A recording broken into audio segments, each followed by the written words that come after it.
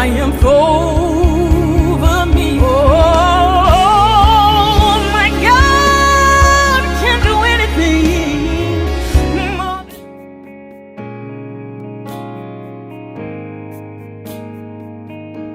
I was watching a show which I think is worthy of talking about in the midst of this. In fact, I talked about this and had my brother come out of consciousness. I would have shared this with him because I thought it was such a powerful broadcast that I saw. I was watching Pastor John Burke from Gateway Church on James Robinson's TV broadcast.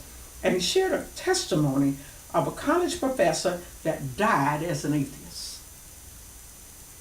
And that hooked me immediately, like, wow, he died as an atheist.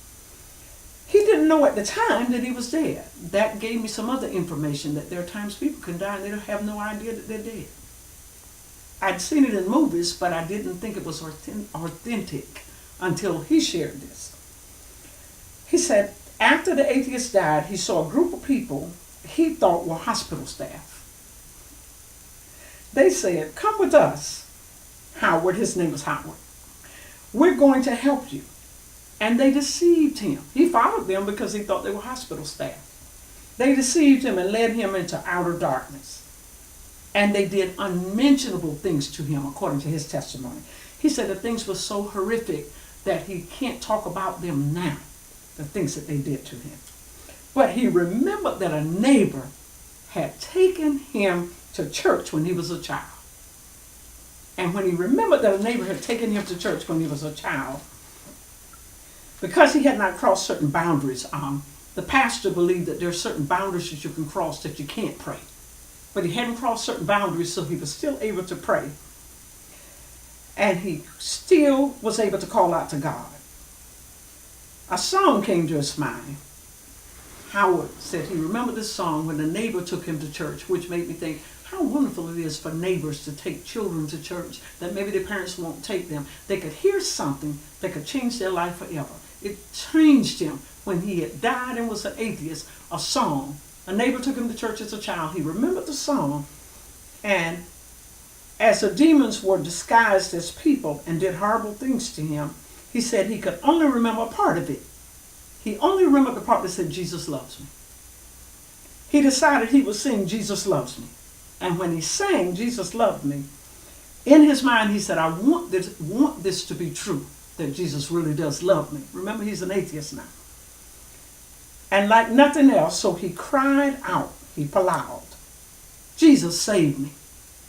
And when he prayed, "Jesus save me," he said, out of this utter darkness came this brilliant light, a man brighter than the sun, his words. His arms wrapped around him, and he felt unconditional love. He said Jesus took him out of there, and he knew it was Jesus, and he was an atheist. Jesus took him out of there and gave him a life review. He took him out of there, and he took him and reviewed his life. And he relived his entire life in a matter of seconds.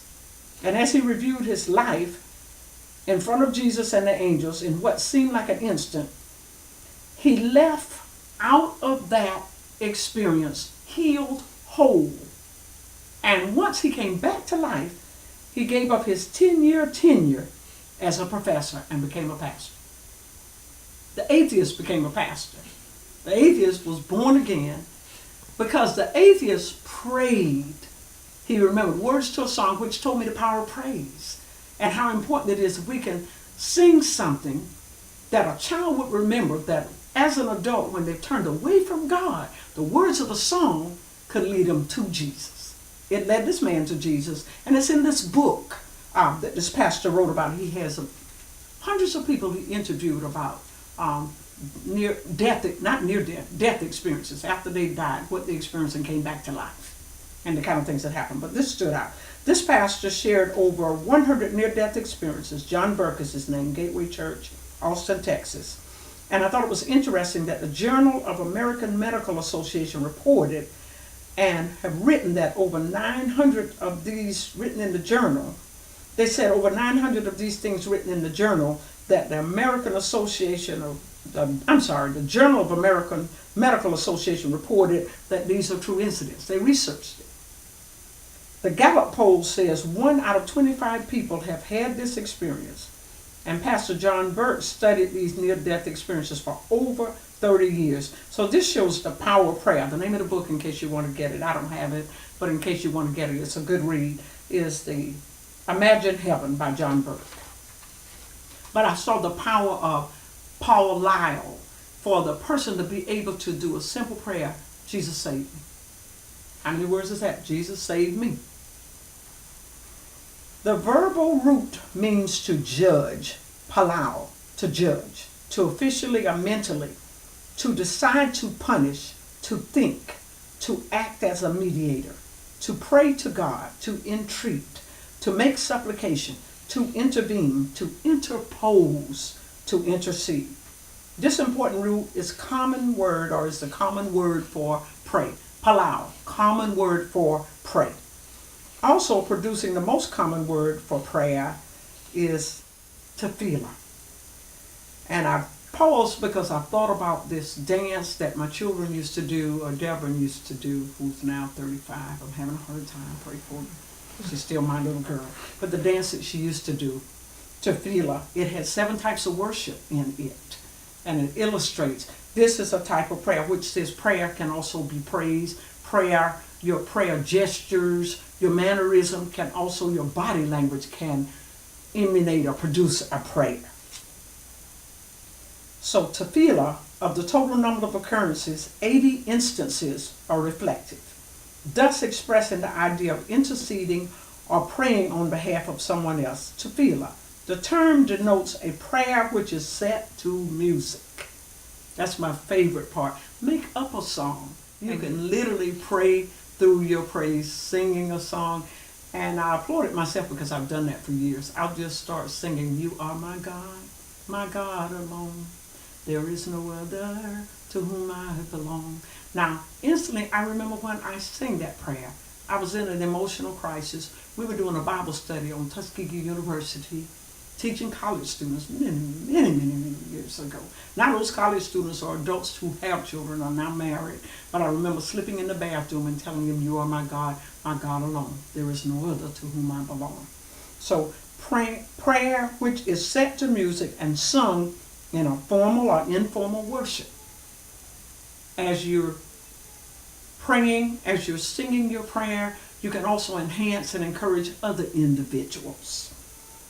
It was used as a title in 5 Psalms, in Psalm 17, Psalms 86, Psalms 90, Psalms 102, and Psalms 142. And the title for prayer, it was also used for the title of prayer for Habakkuk. Jesus, our intercessor, will hear you where you are. Jesus will deliver you. Paul and Silas prayed in jail. He can hear you if you're locked up. Jeremiah, Jesus will hear you. And Jeremiah was heard. If you read in the 32nd chapter of Jeremiah, 17th verse, you read Jeremiah's prayer. Jeremiah was in prison praying. So it says you should not wait until you go to church to pray. You don't have to wait until you have the right audience to pray. Jesus gives us the victory, and we'll get the victory this year in prayer. Gideon said something I think is worthy of me talking about it, because in the year of victory, and we're in the year of victory and victory through prayer, Gideon said, "If the Lord be for us, why are all these things happening?" How many individuals have heard me talk about victory this year and looked and thought to themselves, well, if God hears me, if Jesus hears me, if this is victory, why am I going through this? It's about winning the race. It is not about the weariness along the way. It's not about the pace, but it's about the victory. You're the winner. The race is not given to the swift, but those that endure to the end. It's about being an overcomer. We are admonished to war a good warfare with the prophecies we receive. Dr. Rosier has given us another warfare tool with the release of Prophetic Insights 2017. In this booklet, you will have a copy of the prophetic word for this year in hand to pray over, study, and war with. For your donation of any amount, you can receive today's teaching on CD. For your donation of $17 or more, we will send you Prophetic Insight 2017. For your donation of $50 or more, you will receive the Prophetic Insight booklet, Prophetic Insight on CD, and the 17 Prayers of Jeremiah teaching by Dr. Vernette-Rosier. To place your order, please visit our website, byrosier.org, or you may call and speak with a representative at 810-DREAM-08. Thank you for supporting Let the Prophet Speak and helping us reach the nations.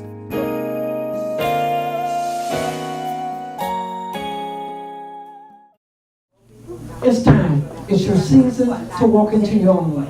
It's your season. I keep hearing that song. It's a new season. It's a new day. Fresh anointing coming my way. It's a new season. It's a new day. Fresh anointing coming my way. I don't know who this guy is that's standing up behind you. It looks like his chin sits on the top of your head. That's how tall he is. He can literally put his chin on top of your head. And then his arms go around you like this. And they come underneath your bust. And it's real love this time. I hear real love this time. One that, it's not the childhood love affair. It's not the young 20s love affair. But it's love for life. It's a professional level. Because he sees the professional person. He sees the designer in you. He sees the creativity in there. That you closing the door. You're just about to get Lamar on that level. I mean, you have pulled. You have pushed. You have prodded. It's almost like a person used a taser. And sometimes you tased him. We're getting up from this. And it's like I almost have him on level ground. So he can stand on his own. So my money will be my money. My life will be my life. You're nearing the end of the struggle financially, because the struggle on you physically, the toll that is taken on you financial, the toll that is taken on you physically has started to affect your body, started to affect your health. Little things that you look and say, what's happening? Why is this bothering me? What is going on? Because of all the stress. But the Lord is lowering the stress level. He's working behind the scenes to calm the storm. He's calming the storms in the workplace. He's calming the storms within that home. And he's beginning to bring you into a place that you can begin to look and say, I deserve better. Closing the door to the past, welding it together. Where's this car? You need another car? It's like I don't think you need another car. You must want another car. Okay, there we are. In this car, to see this, you're kind of looking and saying, you know what, I need to get out there, but I want this. God is with your desires and is with your dreams. Just because you want it, he's going to make it happen. But this time without struggle, where you don't feel like I've got to break off everything and have nothing saving. Nest egg. I feel a nest egg. That's what's written on the envelope. When I said that, the envelope came out of here and he wrote across it. It looks like a bird's nest with eggs in it, a nest egg. Money's coming from places you did not expect it. Bonus. End of the year 2017 is going to be a bonus year for you. In the name of Jesus. And everywhere you're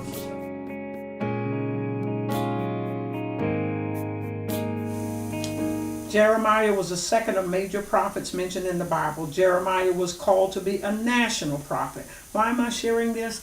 Because if a national prophet prayed, if a national prophet had a powerful prayer life, who was a prophet from his mother's womb, we have to have a strong prayer life. If Jesus had to pray in Gethsemane, the oil press, in the place where you were pressed until the anointing comes out. If Jesus had to pray thrice, 3 times, Jesus had to pray, and the first prayer didn't do it. The first time you pray may not fix it. So we have to consistently pray. Many times Jesus pulled aside. He went to the mountaintop and prayed. He went on the other side of the lake and prayed. You see a lot of scenarios where Jesus prayed. The disciples said, teach us how to pray. So prayer should be our forte. Jeremiah was filled with sadness, grief, despair, and depression. Jeremiah was sent to the royalty more than any group of people. He was arrested, banished, and punished in all sorts of ways because the leadership did not want to hear the truth. If he had not had a powerful prayer life, Jeremiah would not have survived the dungeon.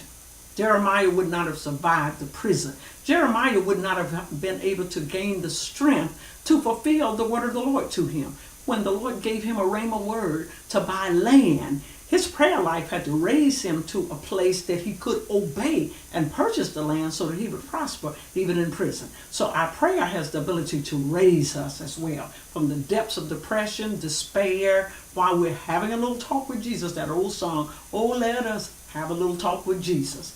Tell him all about our troubles. He will answer by and by. Hear our fearful cry. I messed up the words, but all of it goes in there together. So having a conversation, talking to the person that can do something about it. Your prayer life will help you survive the suffering, help you survive the struggles, help you survive the opposition, and help you to war a good warfare with your prophecies. Jeremiah's name, which I will go into that at another time, but Jeremiah is the sickest, where I covered from Jeremiah, the 32nd chapter. It is the 62nd prophecy, 62nd prophecy, propheticus. It was the 62nd prophecy from the mouth of a prophet, propheticus. So he shared this, and as Jeremiah, we're reading about the prophecy, we're reading about his prayer life, we see the foretelling, predicting of the future event, tells us about beforehand what's going to happen. After the prophecy, Jeremiah prays. After your prophecy, you need to pray. It's not good enough just to receive a prophecy, praying for a prophecy, but after you get the prophecy, pray until the prophecy comes to pass. Pray about, what do I need to do? The timing. Who does it involve? Does it involve just me?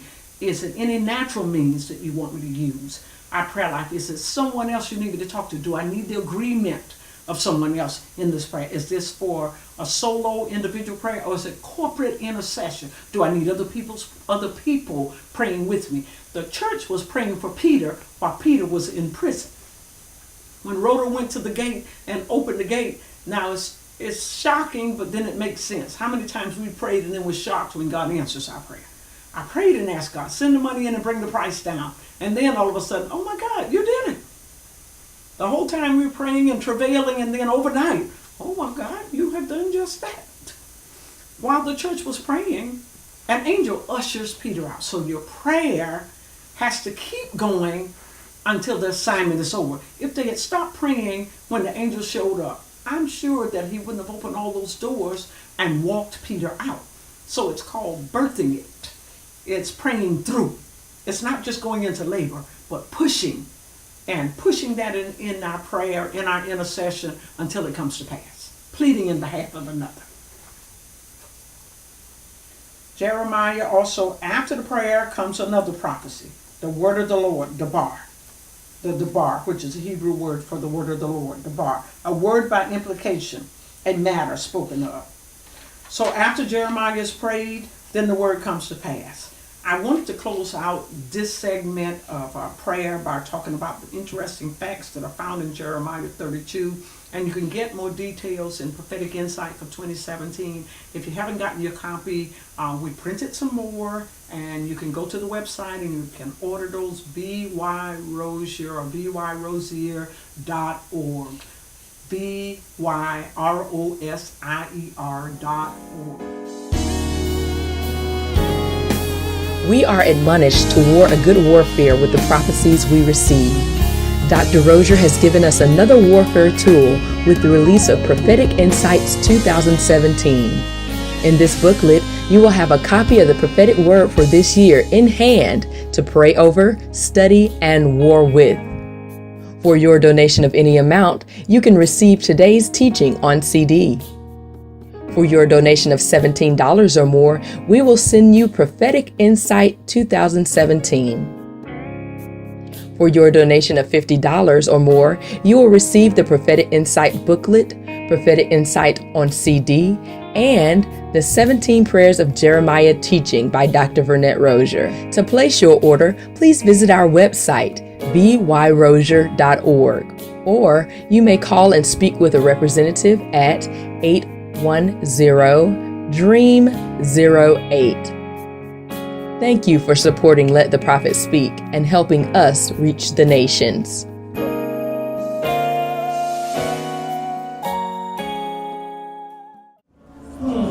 I just hit this exhaustion.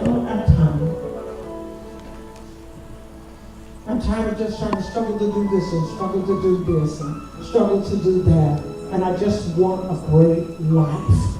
And I just want a great life for my child. You have bought and invested things in him because it was your future that you couldn't afford to buy and invest in. And then you're looking back and grieving over the age.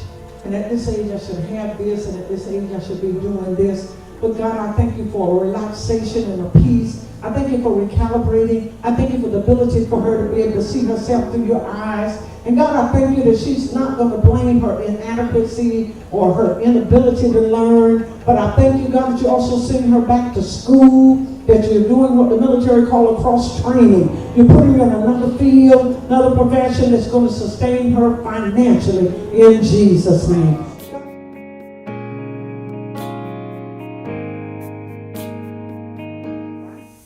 Interesting facts found in the book of Jeremiah, Palal, as we finish covering Palal. I am the Lord God of all flesh. Is there anything too hard for me? Jeremiah, the 32nd chapter, the 27th verse.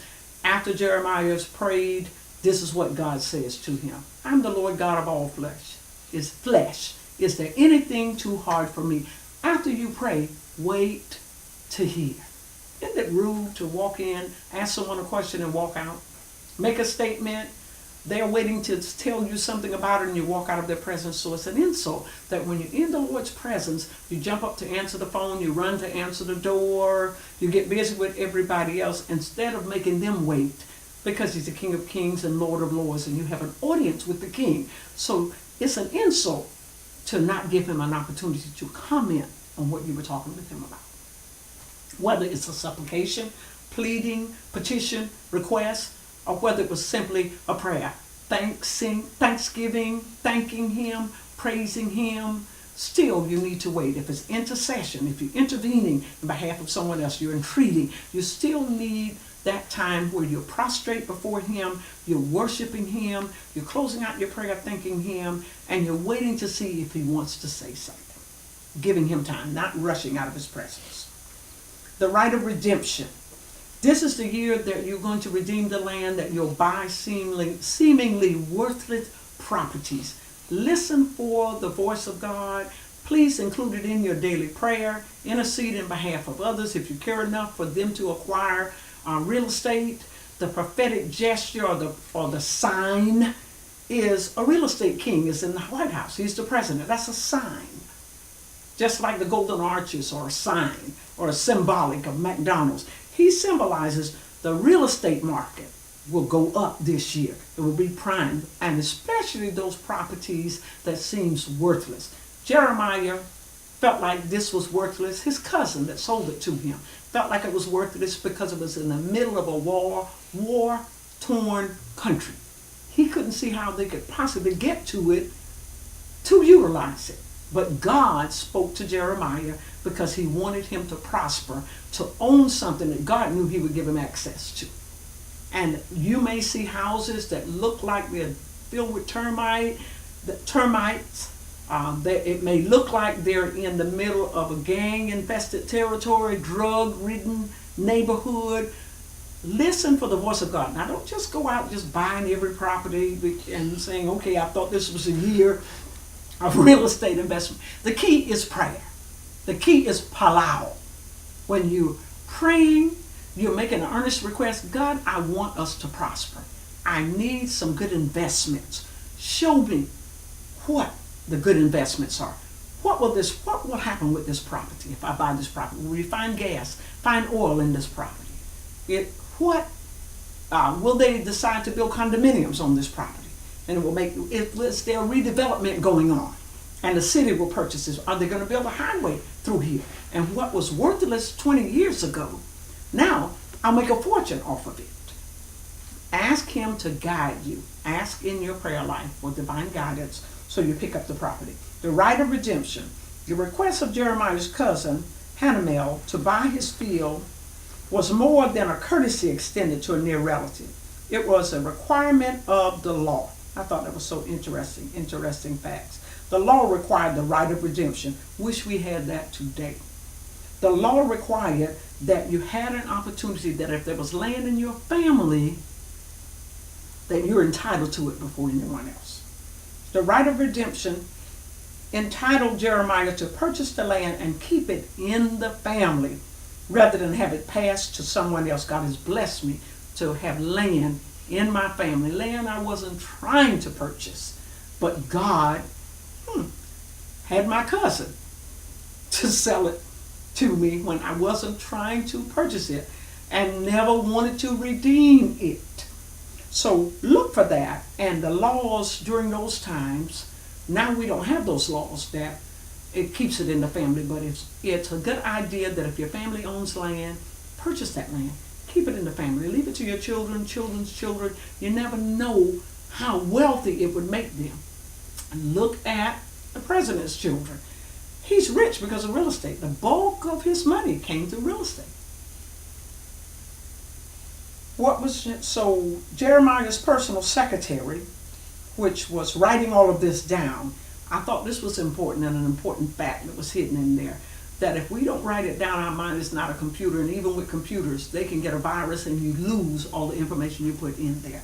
Write this down. This is an incentive to buy a copy of Prophetic Insight for 2017. It's written out. Read it. War over it. Pray over it. Pray those particular prayers. Pray them on a daily basis, on a weekly basis. Gain the victory when you don't know what to pray. You can use that and pray throughout this entire year from all of the nuggets that's in that booklet. His scribe, the person that wrote it down, was his close friend, who was a professional scribe. Normally, he functioned as a person Jeremiah dictated his prophecies to. Always have someone, if you're receiving a word and they're not recording it, have somebody to write it down. Type it out. Put it in a notebook. Have it more than just a CD. The CD could break. The DVD could break. But take what God has given you. Pray over it. War with it. Seize the victory in 2017. Victory through prayer. Thank you for watching. Let the Prophet Speak. Don't forget to visit my website. Any donation, I appreciate it. Any in-kind gifts are totally appreciated. I'm praying for you. Keep praying for me. See you next time on Let the Prophet Speak.